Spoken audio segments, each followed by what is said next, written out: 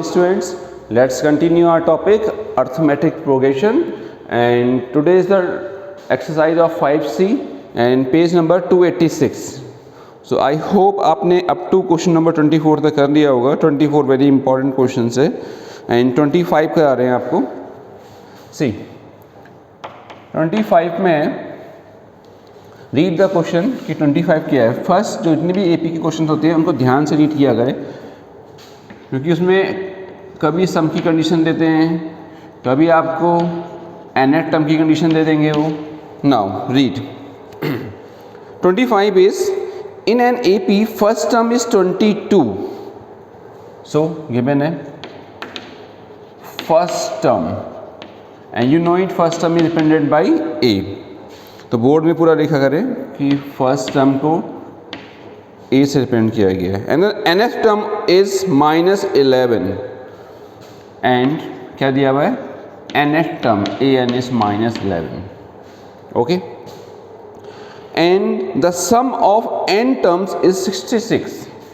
Some of n term is 66.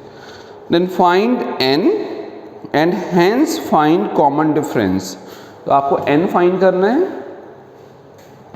और common difference find करना है. ओके, सी तो an है तो हम यहाँ पर an की भी फॉर्मूला लगा सकते हैं. a plus n minus 1 into d equal to -11. a की वैल्यू गिवन है. So 22 plus n minus 1 into d equal to,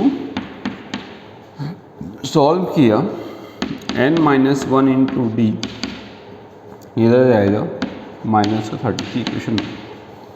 okay, इतनी बात समझ में आ गई. अब क्वेश्चन है सेकंड कंडीशन गिवन है कि sum of n terms according to question S n is 66.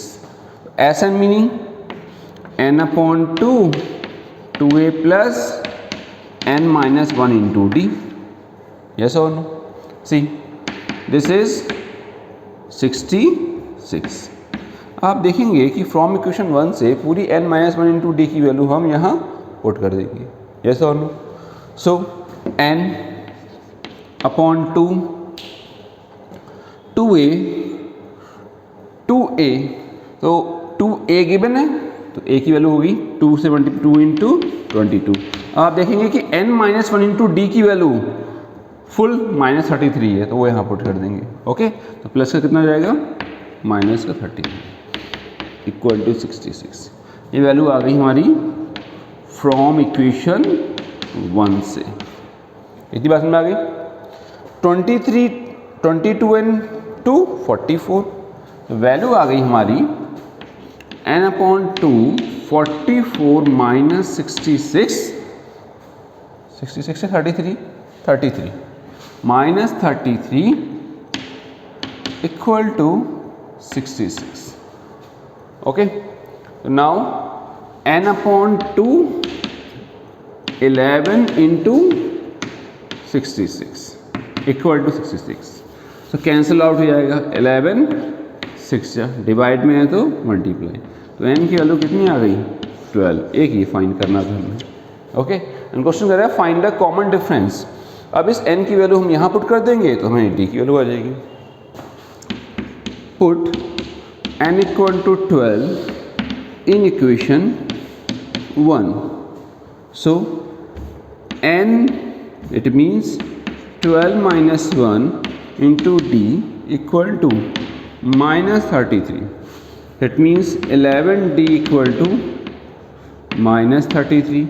11 से कैंसिल हो गया, d की वैल्यू आ गई -3. ये हमारा आंसर आ गया. इतनी बात में आ गई. तो 2 कंडीशन से हम 2 वैल्यू फाइंड कर सकते हैं. तो सेम वे क्वेश्चन नंबर है आपका 26. ओके, वो आपका होमवर्क है. इसमें लिखा है 12 टर्म दिया हुआ है, a12 दिया है, सम ऑफ फर्स्ट 4 टर्म्स दिए हुए हैं तो s4 दिया हुआ है. तो फाइंड करना है सम ऑफ 10 टर्म्स. सेम वे 27 है. 27 में रेशो की कंडीशन गिवन है. तो रेशो में रीड करिए कि आप फाइंड कैसे करेंगे. क्वेश्चन में कंडीशन तो मेन है कंडीशन को पुट करना, उसके बाद उसको थिंक करना कि हमें फर्स्ट क्या पुट करना है. तो नाउ 27. सी इस question, read the question. The sum of first 7 terms AP is 182. It means S7 वो भी गिवन है 182. Second is the if its fourth and 17th term are in ratio. Fourth term and 17 terms are in ratio. Ratio is 1:5. 1:5. And question is find the AP. तो AP find करनी है हमें इसमें. तो A और D का use होगा इसमें. तो इसमें हम लेट कर रहे हैं. Let first term and common difference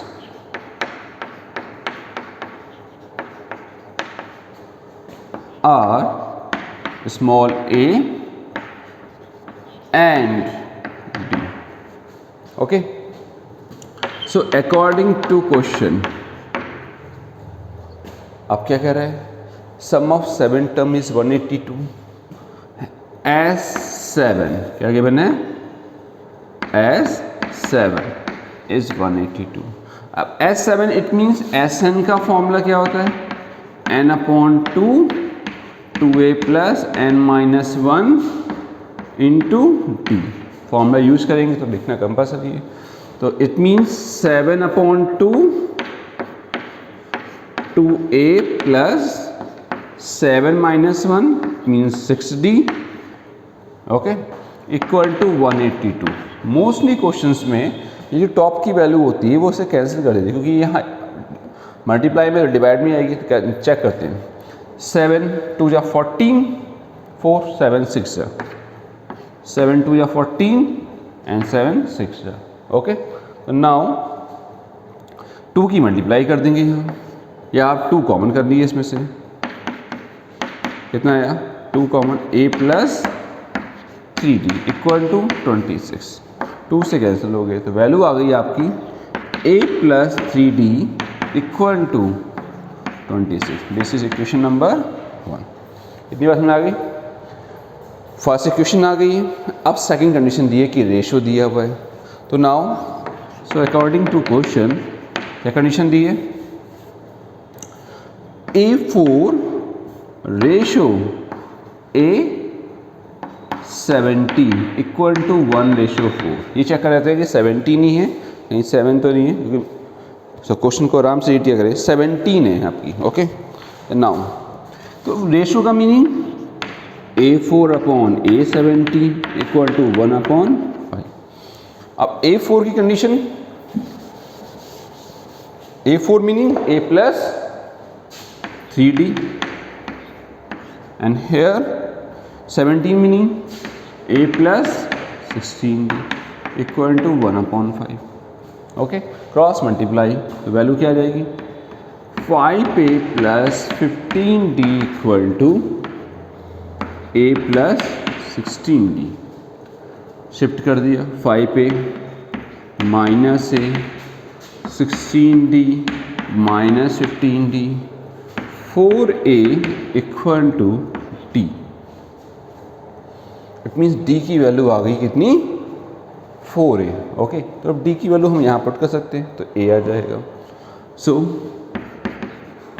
from equation 1 and 2 से तो a plus 3 into d 4a equal to 26.